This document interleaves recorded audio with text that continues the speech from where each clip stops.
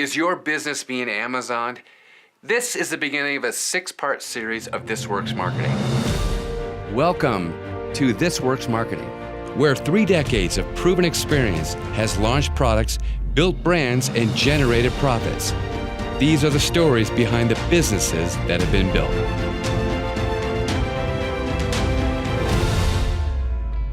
You know, when it comes to the challenges companies are facing today as they move their products in today's selling environment, I have heard the same thing over and over.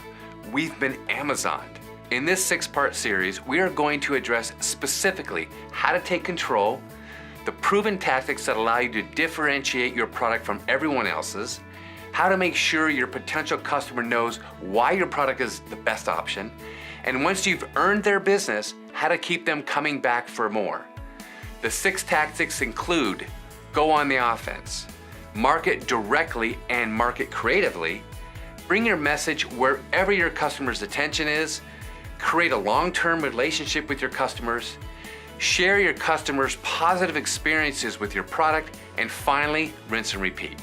I want you to see when you take control of your long-term business marketing objectives, you can enjoy direct sales and boost your retail sales, making the future what you want it to be.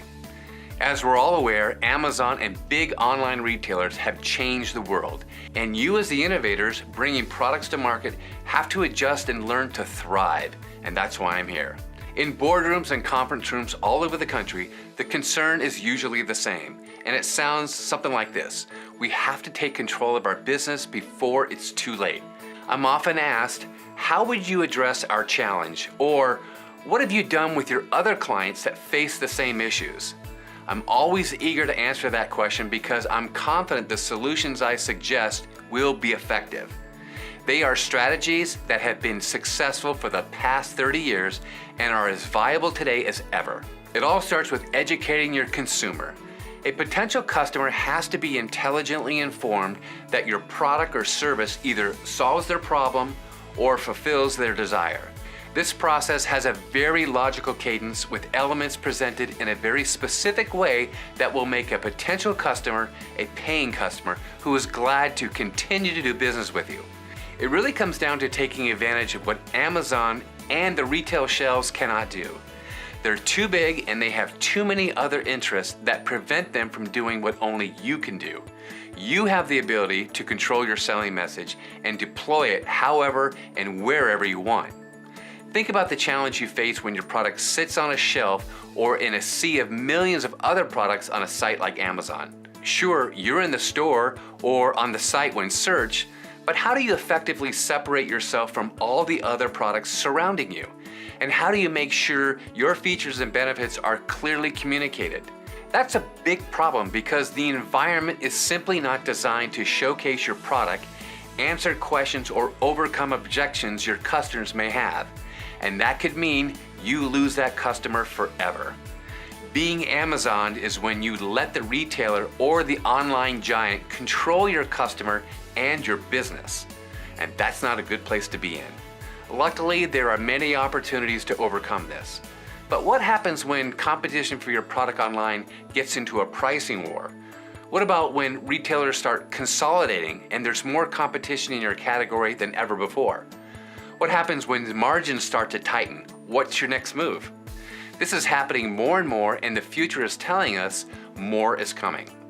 There is a way to combat the tide, but it does take planning, strategizing, commitment to the process, and understanding that your customer's attention changes throughout their day. You have to be in front of them with a consistent message, and you must have a relationship-centric retention plan in place and ready to rock. So here are the 6 strategies you must implement. Let's get started. Go on the offense. It's difficult to change what others are doing, but you can change what you're doing. This kind of offensive thinking takes buy-in from the entire team, and it's absolutely what's necessary in order to make the moves required to compete in today's world of online giants. One of the strongest recommendations I can make is to market directly to your customer. No retailer or online giant wants to market only your products. That doesn't fit their business model. And it makes sense because with all the brands, companies, and product lines they sell, it's almost impossible to treat every product like their own and every customer relationship as a long-term opportunity. They may deliver amazing customer service, which is paramount, but a long-term relationship that continues after the point of the original sale is the beginning of long-term profits.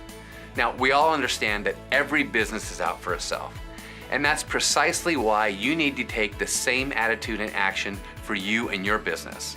No one is as invested in your customers as you are, and no one is learning what they need or want next quite like you are. When you have trusting customer relationships, you have the opportunity to ask them important questions. Like you might want to ask them this: what could make the product you purchase better? Or what other kinds of products would interest you?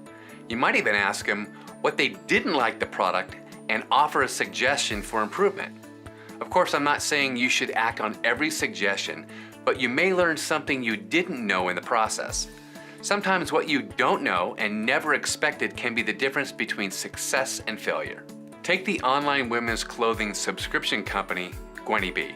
Now, Gwenny B has built a loyal customer base by solving the problems of women who are sizes 10 to 32 in search of fashionable clothes all year round. Because Gwenny B does business directly with their end users, they have the opportunity to ask their customers what they like and what they don't like about their service, as well as what kinds of clothing lines and styles they would like to see. By doing this, Gwenny B learned from their customers they wanted more clothing styles from specific designers and wanted more choices of colorful prints. Now, instead of spending time and money creating new products and securing new relationships that may not even be successful, Gwenny B secured its success by listening to its customers and delivering what they wanted. Members choose from over 3,000 styles and 150 brands, including Melissa McCarthy, City Chic, London Times, and many more, including designer exclusives made just for Gwenny B.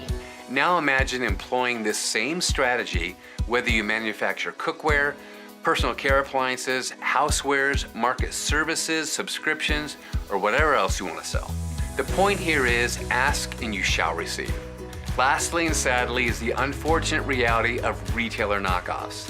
Now, I've seen this happen numerous times and it's quite disappointing. Your product sells really well and flies off the shelves. You continue to get reorders and all is good. Then suddenly you start to see similar products right next to you in the aisle. The product does essentially the same thing, but just at a lower price point. You believe you have brand equity, so you chalk it up to competition and either deal with it or waste precious time and money combating it. Either way, the reality is you no longer have control. Now, my suggestion is that by creating a relationship with your customer, you take back control and have a much stronger foundation for long-term growth and profits. I hope this was helpful, so if you thought it was, please share this video with someone who you believe can benefit from the information. It would mean the world to me.